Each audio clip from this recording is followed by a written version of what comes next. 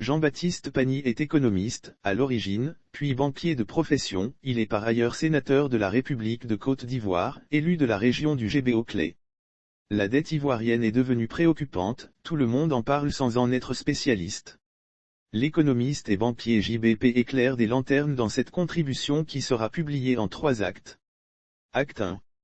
Analyse de la dette souveraine de la Côte d'Ivoire, projetée à FCFA 21 529 MRDS en 2022, dont environ 59% de dettes extérieures contre 64% en 2020 et 63% en 2021. L'analyse ci-après est un point de vue qui n'a pas la prétention d'être exhaustif.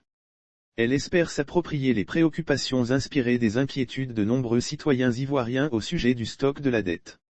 Elle vise à donner l'opportunité d'améliorer la compréhension du budget soumis au vote du Parlement en Côte d'Ivoire et surtout à renforcer ou à modifier, si besoin en était, les certitudes qui influencent encore la conviction de certains parlementaires concernant le budget 2022. De quoi s'agit-il ? La taille de la dette publique, estimée à MCSOF 19 622 MRDS en 2021, alimente à Abidjan le sentiment que la prochaine crise économique en Côte d'Ivoire pourrait bien venir d'une crise financière sévère en cas de retournement de la situation actuelle. La question principale, c'est de savoir si le pays est à l'abri d'une crise de la dette souveraine, ou si celle-ci est inévitable en Côte d'Ivoire, vu les agrégats économiques actuels.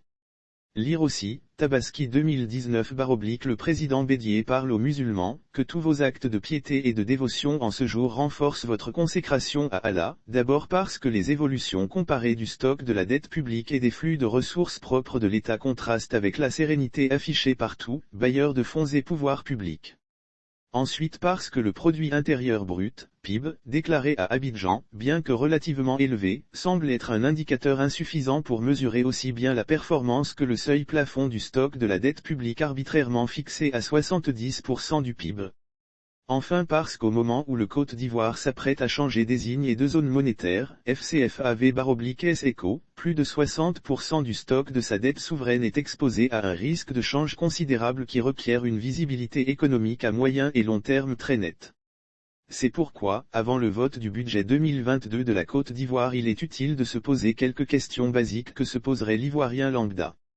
Après la tragédie grecque, 2008 à 2010, de la crise de la dette publique, l'on n'a pas besoin d'être forcément économiste pour s'inquiéter des conséquences de la forte croissance du stock de la dette, triplée en une décennie, alors que les recettes propres de l'État observent une envergure et une progression plus lentes, voire insatisfaisantes. Et quel est l'état des lieux de la dette souveraine de la Côte d'Ivoire? Une des évidences, difficile à noyer en effet, est la faible performance de la dette, outre le risque de change très élevé qu'elle porte. Cette dernière tarde à faire produire suffisamment de richesses afin de compenser son coût et ses effets de plus en plus préoccupants. 10 ans après le point d'achèvement des initiatives PPTE, pays pauvres très endettés, et IADM, initiative d'allègement de la dette multilatérale, qui avait permis de remettre les compteurs quasiment à zéro, les espoirs des populations s'amenuisent. Le tableau ci-après montre les évolutions de la dette depuis 2011. L'initiative PPTE a été atteinte en juin 2012 après l'atteinte du point de décision en mars 2009. Lire aussi, déploiement de la Sotra à Bouaké, les populations gagnent, attention au syndrome San Pedro des années 80, années 2011, 2012, 2013, 2014, 2015, 2016, 2017, 2018, 2019, 2020, 2021, astérisque 2022, astérisque stock de la dette, MRDS FCFA, 4908, 4685, 1257, 6439, 7915, 9023, 10040, 45 11 607 13 316 802 19 622 21 529 Service de la dette, MRDS FCFA, 1 313 856 977 179 318 520 973 685 3066 2733 2133 3061 dont charge financière, MRDS FCFA, 218 233 215 214 298 417 416 461 570 743 803 016 charges financières. / Service annuel de la dette, %. 17%, 27%, 22%, 18%, 23%, 27%, 21%, 27%, 19%, 27%, 38%, 33%, astérisque, estimation, astérisque, astérisque, projection source, extrait des rapports de la Cour des comptes, des lois de règlements et des lois de finances 2010 à 2011.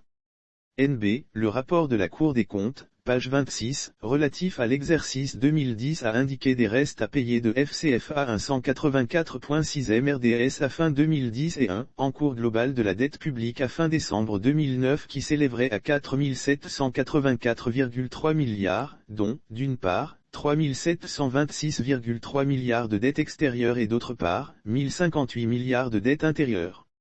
1. Ministère du Budget et du Portefeuille de l'État, confère document de programmation budgétaire et économique pluriannuel 2022 à 2024 des BEP. La dette est très onéreuse dans un contexte international de taux d'intérêt très bas. Lire aussi, une délégation de militants PDCI venus du Sénégal chez Bédier, ce que le président du PDCI leur a dit. Les charges financières de la dette sont élevées, 1016 MRDS projetées en 2022, sans compter le poids du capital à rembourser. Ainsi chaque année l'annuité de la dette ampute le budget national d'une partie non négligeable, environ 30 à 40%, des relatives maigres ressources collectées par l'État. 2. La qualité de certains investissements financés aggrave le besoin de nouvelles dettes. Il est observé des infrastructures, moins bien réalisées et qui font dire qu'ils sont biodégradables, donnant le sentiment que la dette qui a permis de les financer, si elle n'est pas intelligente, pourrait être un traquenard pour l'économie ivoirienne. Les accusations ou soupçons de corruption amplifiés ces dernières semaines par les audits en cours aggravent ce sentiment. 3. Le train de vie élevé de l'État alourdit les dépenses courantes et induit de nouvelles dettes. Le train de vie élevé de l'État avec en prime une administration jugée, élitiste, pléthorique, et, budgétivore, est une des causes des dépenses courantes élevées. Malheureusement celles-ci sont financées en partie par de nouvelles dettes chaque année d'après la structure du budget. La superposition des institutions de la République et les nombreuses créations de postes d'eau cadre, c'est un constat qui n'aide pas non plus à atténuer le sentiment que la dette pourrait devenir un piège. La Côte d'Ivoire s'oblige à fonctionner par exemple avec une équipe gouvernementale de 44 ministres et assimilés, récemment alourdie par la création de 12 départements relatifs aux ministres-gouverneurs, portant à 14 les membres de ces hauts commis de l'État. Était-ce indispensable ? Demain, lire la suite, acte 2, commentaire Facebook.